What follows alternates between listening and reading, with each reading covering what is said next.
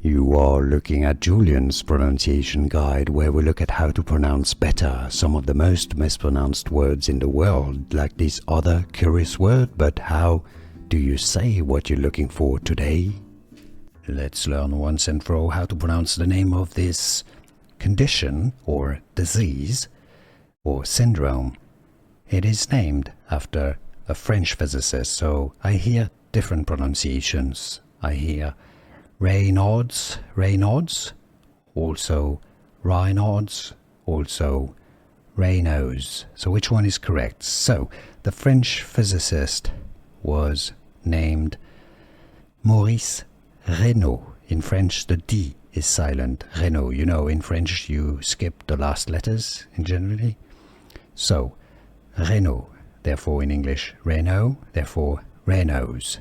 Yes, Raynaud's disease. It's easy, and now you know. Here are more videos on how to pronounce more confusing words and names too many mispronounced. Like this video if you found it useful. I appreciate your support. I'll see you soon, and thanks for watching.